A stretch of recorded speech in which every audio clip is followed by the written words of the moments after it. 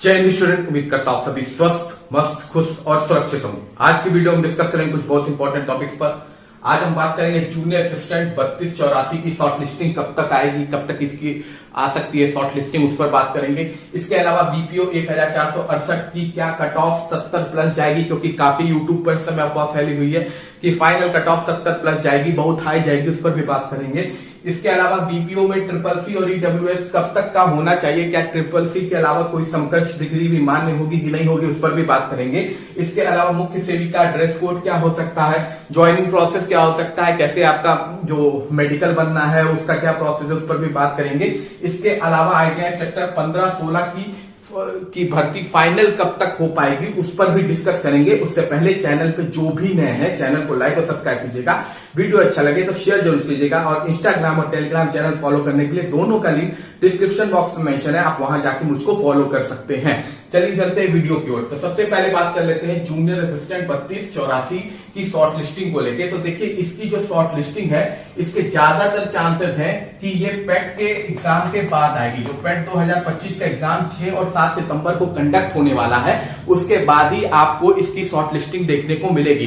ज्यादातर चांसेस पेट एग्जाम के बाद ही आपकी शॉर्ट लिस्टिंग देखने को है, तो आप इसको लेके अभी परेशान मत होइए। अभी अगर आपने पेट का एप्लीकेशन फॉर्म भरा है तो उसकी तैयारी और प्रिपरेशन में रखिए। इसकी शॉर्ट लिस्टिंग ज्यादातर उम्मीद है कि पेट 2025 के एग्जाम के बाद आएगी। बाकी पेट 2025 का जो एडमिट कार्ड और एग्जाम सिटी है, ये आपको आज से कभी भी देखने को मिल सकता है। आज से कभी भी 26, 27, 28, 29 के बीच में आपको देखने को मिल जाएगा। ठीक है, ज्यादा डिस्ट्रिक्ट अलाउड नहीं है। देखिए, कुछ डिस्ट्रिक्ट को छोड़ दिया गया इस बार। ज्यादातर जो बच्चे हैं वो लगभग मान के चलिएगा कि 25 लाख के आसपास है, 25-26 लाख के आसपास बच्चों ने को एग्जाम देना है। 4 शिफ्ट में एग्जाम कंडक्ट होना है, एक 10 से 12 के बीच कंडक्ट होना है, दूसरा 3 से 5 के बीच कंडक्ट होना है। टोटल 48 डिस्ट्रिक्ट में ये एग्जामिनेशन कंडक्ट होना है। तो आप लोग बस रेडी रहिए, आपका एडमिट कार्ड आपको आने वाले आज से कभी भी देखने को मिल सकता है। चलिए चलते अगली अपडेट की ओर। तो अगली अपडेट है आपकी बीपीओ की। ठीक है, तो बीपीओ 1468 में कट ऑफ को लेके काफी हल्ला हो गया है कि फाइनल कट ऑफ 70 प्लस जाएगी। ठीक है, फाइनल कट ऑफ 70 प्लस जाएगी, इसको लेके बहुत सारी बातें हो रही हैं। तो देखिए, एक्चुअली मैंने आपसे कहा था कि डीवी की कट ऑफ आपको मैंने पहले भी बताई थी।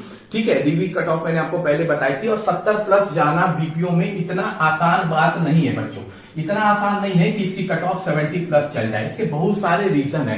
पहली बात, इसका जो पेपर आया था, पेपर का लेवल टफ था। ठीक है, मॉडरेट टू टफ पेपर का लेवल था। पेपर इतना आसान नहीं था कि बैठे बैठे 70 प्लस आ जाए। 70 प्लस का मतलब ये होता है बेटा, अगर कट ऑफ 70 प्लस जा रही है तो इसका मतलब है कि जो टॉपर है वो 80-90 के पास है, 80-90 पास है। 70 मतलब हो गया सबसे लोअर बच्चा। जो लोअर बच्चा उस कैटेगरी में, यूआर कैटेगरी में सबसे लोअर बच्चा है, उसके 70 मार्क्स होंगे, तो कट ऑफ 70 पर बनेगी। यानी कि उससे बहुत सारे बच्चे होंगे जो 80, 85, 90 तक नंबर पाएंगे, जो इस पेपर के लेवल को लेके पॉसिबल नहीं है। ठीक है, इतना आसान भी पेपर नहीं था कि 75 से 80 नंबर पाने वाले बच्चे कॉमन हो जाए, इतना भी आसान पेपर नहीं था। कमेंट्स पर कभी भी नहीं जाना चाहिए। यूट्यूब के जो भी कमेंट्स बच्चे देते हैं ना, उन बच्चों को आप देखोगे 10, 12, 15, 20 बच्चे होते हैं जो हर वीडियो पे कमेंट करते हैं कि मेरा 75 प्लस है, मेरा 70। उसमें से कुछ ऐसे भी होते हैं जो झूठ बोल रहे होते हैं। तो यूट्यूब के कमेंट्स पर कभी भी भरोसा नहीं करना चाहिए, और उसको लेके तो कट ऑफ कभी भी नहीं बनानी चाहिए। तो ये मान के चलिए कि अगर लोग 70 प्लस कट ऑफ गया तो मतलब 80, 75 पाने वाले बच्चे कॉमन है, जो कि पॉसिबल नहीं है, इतना आसान पेपर नहीं आया था। दूसरा, इसमें 5 ऑप्शंस थे। ठीक है, 5 ऑप्शंस का ये पेपर था। ठीक है, ये एक अलग चीज है जो आपको टफ बना देती है पेपर को। देखिए, कोई लाख कहता हो कि हम ये कर लिए, वो कर लिए, लेकिन जब आपका 4 ऑप्शन होता है ना, तब भी अच्छों की पसीने निकल जाते हैं। 5 ऑप्शन में तो हालत ही खराब हो जाती है। बीपीएससी में आप देखते होंगे बड़ा आसान पेपर आया हुआ है, जब कट ऑफ आती है तो सबकी हालत खराब हो जाती है। तो 5 ऑप्शन एक बहुत बड़ा प्रॉब्लम है, इतना आसान नहीं है कि 5 ऑप्शन आप क्लियर कर लें। ठीक है, तो ये एक चीज और है जो इसे टफ बनाता है। दूसरा होता है एग्जाम का प्रेशर। जब आप एग्जाम हॉल में होते हैं और एग्जाम के बाहर होते हैं, एग्जाम के बाहर अगर आप कोई भी सैंपल पेपर लगा रहे हैं तो आप बहुत स्कोर कर सकते हैं, लेकिन जब एग्जाम के अंदर जाते हैं तो आपको ये पता है कि मेरी एक गलती से निगेटिव मार्क हो जाएगा। तो इस वजह से हम पर एक प्रेशर होता है, और उसकी वजह से हम वही पेपर कम क्वेश्चन अटेंड करते हैं। तो 70 प्लस जाने के चांसेस बहुत कम है, क्योंकि पेपर का लेवल भी इतना आसान नहीं था। 5 ऑप्शन थे। ठीक है, तो 70 प्लस मतलब हो गया कि सबसे कम वाला 70 नंबर पाया है, 80-85 वाले कॉमन हो गए। तो इतना हाई कट ऑफ पॉसिबल नहीं है। दूसरा देखिए इसमें ये कहा जा रहा है, देखिए यूआर कैटेगरी में मैं अगर मान के चलता हूं, देखिए मेरी जो कट ऑफ है मैंने ऑलरेडी पहले बताई हुई है, एक बार फिर से रिपीट कर देता हूं मैं कि यूआर कैटेगरी में, ओबीसी कैटेगरी में, ठीक है, ओबीसी कैटेगरी में, ठीक है, यूआर, ओबीसी और ईडब्ल्यूएस, ये जो 3 कैटेगरी है, यूआर, ओबीसी और ईडब्ल्यूएस, इन 3 कैटेगरी का जो डीवी का कट ऑफ जाएगा वो ये मान के चलिए कि 55 से 57 नंबर से ज्यादा नहीं जाएगा, 55-57 नंबर से ज्यादा नहीं जाएगा। देखिए टोटल 1468 वैकेंसी है और इसमें जो टोटल बच्चे लगभग बुलाए जाएंगे वो मुझे लगता है 4500 के आसपास, तो कम से कम 4500 के आसपास बच्चों को बुलाया जाएगा। तो यूआर, ओबीसी और ईडब्ल्यूएस में 55 से 57 नंबर से ज्यादा कट ऑफ नहीं जाने वाली है। और एससी कैटेगरी में जो शेड्यूल कास्ट कैटेगरी है उसमें आप ये मान के चलिए तो 47 से 49 नंबर से ज्यादा कट ऑफ नहीं जाएगी। और एसटी कैटेगरी जो शेड्यूल ट्राइब कैटेगरी है उसकी जो कट ऑफ होगी वो ये मान के चलिए कि लगभग 41 से 43 से ज्यादा नहीं जाएगी, 41 से 43 नंबर से ज्यादा नहीं जाएगी। और जो फीमेल कैटेगरी है, ठीक है, फीमेल कैटेगरी, जो फीमेल कैटेगरी है उसकी जो कट ऑफ होगी वो मान के चलिए 50 से 51 नंबर से ज्यादा नहीं जाएगी। इससे ज्यादा आपकी डीबी कट ऑफ नहीं जा सकती है। अब इससे यहां पे जंप होने के लिए, मतलब 70 पे जंप होने के लिए मान के चलिए 57 में लगभग 13 नंबर का प्लस करना पड़ेगा। अब कहेंगे कि भाई मुख्य सेविका भर्ती में बहुत नंबर बड़ा, 15-16 नंबर का आपको गैप देखने को मिला है डीबी से फाइनल कट ऑफ में। तो वो चीज आप ये समझिए कि जो मुख्य सेविका जैसे एग्जाम्स थे उनमें क्या हुआ था, उनमें नॉर्मलाइजेशन हुआ था। क्या हुआ था? नॉर्मलाइजेशन हुआ था। जबकि आपकी भर्ती में नॉर्मलाइजेशन नाम का कोई चीज है ही नहीं। नॉर्मलाइजेशन होता तो हम मान के चलते कि 13 प्लस का डिफरेंस हो सकता है आपका डीबी के उसमें, ठीक है। नॉर्मलाइजेशन अगर नहीं है तो मान के चलेगा मैक्सिमम 7 से 8 नंबर का ही डिफरेंस आपको देखने को मिलेगा, इसके अलावा नहीं देखने को मिलेगा। तो 70 प्लस जाना चांसेस बहुत कम है, 65 प्लस हो सकता है लेकिन 74 plus final cut off possible नहीं है। दूसरा कि इसका डीबी का रिजल्ट कब तक आ जाएगा, तो इसका रिजल्ट आप मान के चलिए जो पेट 2025 है ना, इसका जब रिजल्ट जारी होगा अक्टूबर माह में इसका रिजल्ट जारी होने के चांसेस है। उसके बाद ही आपका ये रिजल्ट देखने को मिल जाएगा डीबी का, ठीक है। जूनियर वीपीओ का डीबी का रिजल्ट पेट 2025 के रिजल्ट के बाद आएगा और ज्यादातर चांसेस है अक्टूबर माह में ही आपको इसका रिजल्ट देखने को मिल सकता है। दूसरी इसमें बात की जा रही है कि जो ट्रिपल-सी है, तो ट्रिपल-सी इसमें माना गया है क्या उसके समकक्ष अगर कोई डिग्री है तो वो मान्य होगी कि नहीं होगी, और ट्रिपल-सी कब तक का वैलिड होगा। इसके अलावा ईडब्ल्यूएस वाले बच्चे भी पूछ रहे हैं कि उनका सर्टिफिकेट कब तक का वैलिड होगा वीपीओ में। तो ये मान के चलिए कि ट्रिपल-सी के समकक्ष जो भी डिग्री है वो मान्य नहीं होगी, क्योंकि इसमें क्लियर कट मांगा गया है कि ट्रिपल-सी होना चाहिए, समकक्ष का कोई मेंशन ही नहीं किया गया है कि इसमें समकक्ष होनी चाहिए, ठीक है। तो ट्रिपल-सी आपका मान्य होगा तो केवल ट्रिपल-सी की ही डिग्री मान्य की जाएगी, उसके समकक्ष वालों को चांसेस मिलने के चांस बहुत कम है, ठीक है। इसके अलावा इसका जो डेट होना चाहिए वो आपकी जो 12 जून, शायद 12 जून लास्ट डेट थी, मुझे एग्जैक्ट डेट याद नहीं है एप्लीकेशन फॉर्म भरने की। तो एप्लीकेशन फॉर्म भरने की जो लास्ट डेट 12 जून थी उस डेट तक का ट्रिपल-सी मान्य होगा। मतलब उसके बाद अगर आपने ट्रिपल-सी किया हुआ है तो वो इनवैलिड मान लिया जाएगा। क्या मान लिया जाएगा? वो इनवैलिड मान लिया जाएगा उसके बाद अगर आपने ट्रिपल-सी किया है, ठीक है। और ईडब्ल्यूएस का सर्टिफिकेट जो आपका होगा, ईडब्ल्यूएस क्योंकि इसी में सबसे ज्यादा बच्चे छट जाते हैं। प्रॉब्लम क्या है कि काफी लोग कहते हैं कि ईडब्ल्यूएस की कट ऑफ बहुत कम चली जाती है। उसका रीजन ही बच्चों यही है कि जो ईडब्ल्यूएस से बच्चे फॉर्म भरे रहते हैं वो मैक्सिमम छट ज्यादातर बच्चों का सर्टिफिकेट इनवैलिड हो जाता है। इस वजह से ईडब्ल्यूएस की कट ऑफ भी आपको कई भर्तियों में बहुत कम देखने को मिल जाती है, कभी कभी एससी से भी कम हो जाता है। उसके यही रीजन होते हैं क्योंकि बच्चे ही बाहर निकल जाते हैं इसमें से, तो फिर बचता ही नहीं, इस वजह से इसका कट ऑफ भी बहुत डाउन होता है। तो जो ईडब्ल्यूएस का सर्टिफिकेट है, क्योंकि सबसे ज्यादा छटैया किसी भी कैरेक्टर कास्ट सर्टिफिकेट के अलावा कहीं होती है तो वो ईडब्ल्यूएस सर्टिफिकेट में ही होती है। तो यहां देखिए सिंपल सी बात है कि आपका जो ईडब्ल्यूएस सर्टिफिकेट है वो भी 12 जून जो आपकी फॉर्म भरने की लास्ट डेट है उस दिन का होना चाहिए। 1 अप्रैल से 12 जून जो फाइनेंशियल ईयर में आपका ईडब्ल्यूएस सर्टिफिकेट बनता है, फाइनेंशियल ईयर आपका कब शुरू होता है? 1 अप्रैल से शुरू होता है, ठीक है। तो 1 अप्रैल से आपका 12 जून जो लास्ट डेट थी एप्लीकेशन फॉर्म भरने के, अगर उस डेट तक आपका ईडब्ल्यूएस सर्टिफिकेट बन गया है तो वो वैलिड माना जाएगा। उसके एक दिन भी बाद, मतलब अगर 13 जून को भी बना है तो वो इनवैलिड हो जाएगा और आपको ईडब्ल्यूएस का बेनिफिट नहीं मिलेगा। लेकिन इससे ये नहीं होगा कि आपको ईडब्ल्यूएस से निकाल दिया जाए, आपको यूआर कैटेगरी में डाल दिया जाएगा। ठीक है, मतलब आपको बाहर नहीं किया जाएगा, आप वही चीज ईडब्ल्यूएस की जगह यूआर में आप कंपटीशन करते हुए अपने आप को पाएंगे, यानी आपका रोल नंबर यूआर में कंपटीशन होगा। अगर आपका कट ऑफ यूआर से सेलेक्ट हो जाता है तो अच्छी बात है, अदरवाइज आपको बाहर कर दिया जाएगा। ठीक है, तो 12 जून जो लास्ट डेट है, 1 अप्रैल से 12 जून के बीच में आपका ईडब्ल्यूएस का सर्टिफिकेट होगा तो ही मान्य होगा, अदरवाइज आपका ईडब्ल्यूएस से आपने फॉर्म भरा है तो वो इनवैलिड हो जाएगा अगर उसके बाद का आपका ईडब्ल्यूएस सर्टिफिकेट है। ठीक है, या उससे पहले का भी है तब भी इनवैलिड हो जाएगा, क्योंकि ईडब्ल्यूएस सर्टिफिकेट हर फाइनेंशियल ईयर में फिर से रिन्यू करना पड़ता है। ठीक है, तो 1 अप्रैल से पुराना भी है तब भी इनवैलिड हो जाएगा और 12 जून के बाद का भी है तब भी इनवैलिड हो जाएगा। अब हम बात कर लेते हैं मुख्य सेविका को लेकर। ठीक है, देखिए मुख्य सेविका की ज्वाइनिंग प्रोसेस 27 तारीख को होना है। ठीक है, 27 तारीख को लखनऊ में आपकी ज्वाइनिंग होनी है। थोड़ा सा डिले हो गया, उसका रीजन है कि 25 और 26 2 दिन आपका कन्वोकेशन हो रहा है 2 अलग अलग यूनिवर्सिटीज का।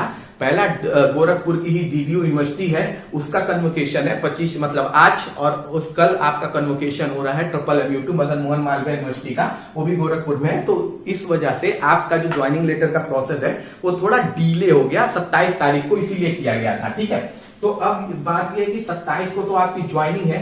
टोटल देख लीजिए, जो 27 को ज्वाइनिंग आपकी होनी है उसमें आपका कुछ सारे लोगों को लखनऊ बुला के ज्वाइनिंग नहीं दी जाएगी। ठीक है, कुल आपका देखिए जो ज्वाइनिंग दी जाएगी मेरे ख्याल से 12 डिस्ट्रिक्ट के आसपास लोगों को ज्वाइनिंग दी जाएगी। 12 डिस्ट्रिक्ट के जो बच्चियां होंगी उनको ज्वाइनिंग लेटर मिलेगा चीफ मिनिस्टर के द्वारा। अब जब हम ज्वाइनिंग लेटर लेने जाने वाले हैं तो उसमें एक ड्रेस कोड होना बहुत जरूरी होता है। देखिए, अब आप एक प्रोफेशनल ऑफिसर रैंक पर आ गए हैं। ठीक है, कर्मचारी रैंक में ग्रुप सी के आप एक ऑफिसर हो चुके हैं, तो आपको भी एक डिसिप्लिन मेंटेन करना चाहिए। ठीक है, और आप सबकी डिसिप्लिन में सबसे पहले देखा जाता है ड्रेस कोड।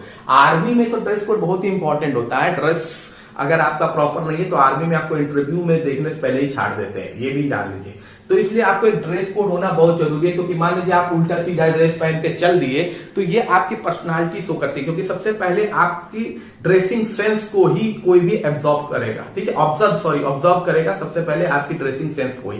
ठीक है, उसी से ही वो आपका स्कोर करना शुरू कर देता है, तो ये बड़ा इंपॉर्टेंट होता है। ठीक है, तो ड्रेस कोड में आप मैक्सिमम देखिए इंडियन वेयरिंग में आप पहन सकते हैं सलवार सूट एक बेस्ट ड्रेस कोड है। इसके अलावा साड़ी, यही 2 चीजें आपका बेहतर होगी कि आप वही पहन के ज्वाइनिंग लेटर को लेने जाइए, और वो भी सलवार सूट जो पहनिए या साड़ी पहनिए उसमें ज्यादा डिजाइन ना हो, सिंपल हो। हमेशा सिंपल चीजें ही पहननी चाहिए। कहीं भी आप किसी भी ऑफिशियल वर्क या कहीं भी आप अवार्ड लेने जा रहे हैं या कुछ भी लेने जा रहे हैं, यहाँ तो आप अपनी जॉब का ज्वाइनिंग लेटर लेने जाना है, तो सिंपल में सलवार सूट हो या सिंपल में साड़ी अगर आप पहन सकते हैं तो बिल्कुल आप लोग पहनिए। वही 2 चीज पहन के जाएंगे तो अच्छा है। देखिए, ज्यादा पहन के जाएंगे कोई टोक देगा तो बेइज्जती जैसा लगता है। तो मेरे ख्याल से आप ये मान के चलिए कि यही 2 ड्रेस कोड आपका रहेगा तो अच्छा भी रहेगा, जेन्युइन भी रहेगा, लगेगा भी कि हाँ भाई अधिकारी आ रहा है, अधिकारी जैसा है। क्योंकि देखिए ज्यादातर अधिकारी को आप देखेंगे जो मेल होते हैं व्हाइट शर्ट ही ज्यादा प्रीफर करते हैं। तो ये चीजें आपको ध्यान रखनी है, ड्रेसिंग कोड बहुत इंपॉर्टेंट होता है। दूसरा, आपका ज्वाइनिंग प्रोसेस में आपको पता ही है, सारे लोग अब तक ग्रुप में जुड़ चुके होंगे, अलग अलग ग्रुप में जो डीपीओ ने ग्रुप बनाए हैं। आप हर एक डिस्ट्रिक्ट का अपना डीपीओ होता है, उन्होंने अपना एक ग्रुप बनाया है जहां पे बच्चियों को ऐड किया गया है। ठीक है, कुछ बच्ची जो ऐड नहीं भी हुई होंगी वो अब तक जाके अपना डीपीओ ऑफिस में मिल के बात कर ली होंगी, अपना नंबर को अपडेट करा ली होंगी, उसके बाद उनको भी मिल गया होगा। सारे इंस्ट्रक्शन आपको वहां डीपीओ ग्रुप में मिल रहे होंगे। ठीक है, अगर अभी भी कोई जाके ज्वाइन नहीं हुआ या किसी का ज्वाइनिंग नहीं हुई है तो प्लीज जाके आप अपने डीपीओ ऑफिस पहुंचिए अपने डिस्ट्रिक्ट के, और वहां जाके आप अपना नंबर अपडेट कराइए ताकि वो आपको ग्रुप में ऐड कर लें। वहीं से आपको सारी अपडेट्स मिलती रहेगी, आगे का प्रोसेस आपको क्या करना है। मेडिकल सर्टिफिकेट आपको भी पता है जिला अस्पताल से बनता है, अब तक मुझे उम्मीद है कि सब लोग बना लिए होंगे क्योंकि परसों ही आप लोग की ज्वाइनिंग है। तो मेडिकल सर्टिफिकेट जिला अस्पताल से आप जाके बना सकती हैं। अभी भी नहीं बनवाए तो जाके अपने नजदीकी जिला अस्पताल में जाइए और जाके वहां पर अपना मेडिकल सर्टिफिकेट बनवाइए। इसके अलावा आपका एक करेक्टर सर्टिफिकेट भी बनता है ज्वाइनिंग लेटर को लेके, तो करेक्टर सर्टिफिकेट भी आप बनवा सकती हैं, कहीं से भी बनवा सकती हैं, अपने प्रधान से बनवा सकती हैं, आप अपने प्रिंसिपल से बनवा सकती हैं, अपने वाइस चांसलर से, वीसी से भी बनवा सकते, मतलब यूनिवर्सिटी से भी बन सकता है, स्कूल से भी बन सकता है, गांव में है तो प्रधान से भी बन सकता है, किसी भी गैजेट ऑफिसर से बन सकता है। अगर किसी पर्टिकुलर ग्रुप में ये मेंशन किया गया है कि इस पर्टिकुलर ऑफिसर से ही आपको बनवाना है, तो आप वहां जाके उनसे भी बनवा सकती हैं। इसमें भी ज्यादा टाइम नहीं लगता और उम्मीद करता हूं कि आप लोगों ने अब तक उसे बनवा भी लिया होगा, क्योंकि अब ज्वाइनिंग बहुत नजदीक है, तो आप लोग, उम्मीद करता हूं कि आप लोग का हो गया होगा, ठीक है। और बाकी 12 डिस्ट्रिक्ट को आपके चीफ मिनिस्टर साहब देंगे, जो भी 12 डिस्ट्रिक्ट की बच्चे हैं उनको वहां ज्वाइनिंग लेटर के लिए बुलाया जाएगा। बाकी का जो ज्वाइनिंग लेटर है वो आपका डीपीओ ऑफिस से ही आप लोग को मिल जाएगा, ठीक है। तो उम्मीद करता हूं आप सभी लोग का ज्वाइनिंग लेटर आप लोग को मिले। कॉन्ग्रेचुलेशन आप सभी लोगों को, ठीक है। और ज्वाइनिंग लेटर मिले तो फिर जरूर मिठाइयां बांटिए अपने रिश्तेदारों में, ठीक है। चलिए बात कर लेते हैं अगली अपडेट की। तो अगली अपडेट आपकी यूपी आईटीआई इंस्ट्रक्टर 2015-16 की फाइनल रिजल्ट को लेके, कि फाइनल कब तक हो जाएगा भाई। ये दो भर्ती, जो 15 की भर्ती चल रही है और 16 की, ये कब तक फाइनल हो सकती है। तो देखिए भाई, 2015 का हो सकता है आपको एक और ट्रेड का इंटरव्यू इस मंथ देखने को मिल जाए, ठीक है। अगस्त मंथ में, इसी हफ्ते में उम्मीद है कि आपको हो सकता है 2015 के एक ट्रेड का और इंटरव्यू देखने को मिल जाए। यानी इंटरव्यू देखने को नहीं, मतलब इंटरव्यू की नोटिस देखने को आपको मिल जाएगी। दूसरा सबसे इंपॉर्टेंट चीज है कि जिस हिसाब से इसकी भर्तियां चल रही हैं, जिस हिसाब से इसका इंटरव्यू कंडक्ट करा रहा है, तो ये भी मान के चलिए 1.5 साल लगेगा। 1.5 साल से कम नहीं लगेगा इसको पूरा फाइनल होने में, 15 और 16 को, ठीक है। 15 का जब पूरा हो जाएगा तभी 16 का नंबर आएगा। अब इसमें तेजी कैसे लाई जा सकती है, तो सिंपल सीधी बात है बच्चों, तेजी तभी लाई जाती है जब आप दोनों, चाहे 15 के हो चाहे 16 के बच्चे, यूनाइट हो जाए। जब आप दोनों यूनाइट होके आयोग पहुंच के अपनी बात रखेंगे कि सर थोड़ा सा इसको तेजी लाई जाए, हो सके तो 1 महीने में 2 ट्रेड का इंटरव्यू कंडक्ट कराया जाए, तब जाके कहीं तेजी आएगी। अदरवाइज आप निश्चिंत रहेंगे तो आयोग को कोई पड़ी नहीं है इतनी, वो उनके पास ऑलरेडी बहुत सी भर्तियों के काम है, जो और बच्चे हैं वो बहुत एक्टिव हैं, उनका प्रेशर है, तो आयोग उधर फोकस करेगा, आप पर फोकस नहीं करेगा। भाई बच्चे निश्चिंत है तो हमें भी निशान कर रहे हैं, पहले इनको कर लो, यही सिंपल सादी बात है। तो यूनाइट हो जाइए, यूनिटी थोड़ा दिखा लीजिए, दोनों वर्ष के बच्चे यूनाइट होके पहुंचिए, अपना पॉइंट रखिए। अलग अलग ग्रुप में आप ऐड हैं, मैंने जो ग्रुप बनाया उसमें भी अच्छे खासे मेंबर ऐड है, तो केवल वहां पर जाके पोस्ट मत कीजिए यहां चलना है वहां चलना है, यूनाइट होके जाइए। आपकी लड़ाई है, आप ही लड़ेंगे और कोई आपकी तरफ से लड़ने नहीं जाने वाला है, सीधी सिंपल बात समझिए। और आप अगर ऐसे ही सुस्त रहेंगे तो फिर बाकी जो एक्टिव बच्चे हैं उनके एग्जाम कंडक्ट होते रहेंगे, आपका ऐसे ही कछुए की चाल में चलता रहेगा। बाकी कोई भी क्वेश्चन है तो कमेंट बॉक्स में पूछेगा। मिलते अगली वीडियो में। जय हिंद, जय भारत।